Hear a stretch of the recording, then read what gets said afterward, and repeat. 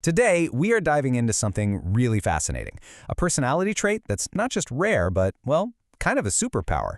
Let's get into our explainer on what's known as the gift of attunement. Okay, let me ask you something. You know that feeling, right? Someone walks into a room, and before they even say a word, you feel a shift. You just know what kind of mood they're in, almost like you can taste it in the air. And the crazy part is, it doesn't matter if they're trying to hide it. They could be wearing the biggest, most perfect smile, but you can feel what's really going on underneath. It's like you're seeing in color while everyone else is in black and white. Now, if this is all sounding a little too familiar, your first thought might be, am I just paranoid? Am I just overthinking everything? Well, what if I told you it's not paranoia at all? What if it's a very real and actually pretty rare personality trait? Well, there's a name for this. It's called high emotional attunement. Basically, it means your brain is wired differently. You're operating on a whole other frequency, processing the world around you with so much more depth and detail. It's not a bug, it's a feature, a really advanced one. So how do you know if you have this? What does it actually feel like day to day? We're going to walk through the 7 signs of this gift, and I really want you to think of them that way, not as weird quirks, but as signs of something special. First up, let's look at signs 1 and 2. These are all about how you perceive the world, which for you is on a whole different level. So, sign number 1. You don't just think from point A to point B. Your mind is more like a web, connecting everything. Past comments, tiny gestures, future possibilities.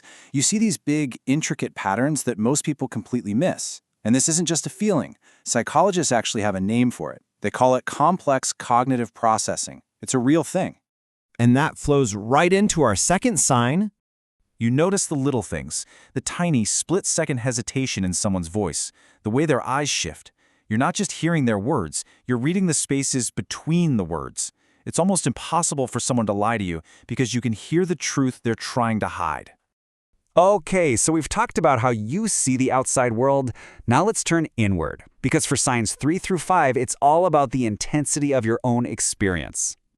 Which brings us to number 3. Think of your emotions like a volume knob. Yours is just turned up to 11. The good times feel absolutely euphoric. But yeah, the bad times can feel incredibly deep and heavy. The source I'm drawing from calls these gifted emotions, which I love. It refrains this intensity not as a burden, but as a capacity to experience the full, vibrant spectrum of what it means to be alive. And that intensity perfectly explains the next 2 signs, 4 and 5. See, because you feel so much, you naturally have this incredibly rich and vivid inner world. A lot of your best thinking happens quietly, inside your own head. And this also means you have super high social sensitivity. Being around people isn't just talking. You're absorbing all of their energy, their moods, their unspoken thoughts. It's absolutely exhausting. So yeah, you need more time to recharge. It's not that you're antisocial. Your brain is just doing way more work.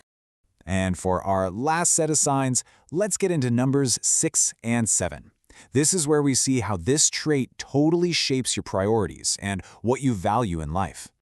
All right, let's talk about number 6.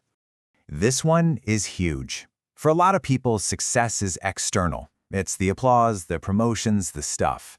But for you, that all feels, well, pretty hollow. You're not chasing standard success. You're chasing something deeper, truth, real conversations, authentic connection. You're playing a completely different game. And that brings us to our final and maybe the most surprising sign of all.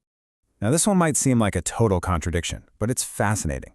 Even though you feel day-to-day things so intensely, when a real crisis hits, when everyone else is panicking, you become the calm in the storm. It's like your logical brain just takes over. And there's a name for this too, cognitive control under stress. It's your secret weapon.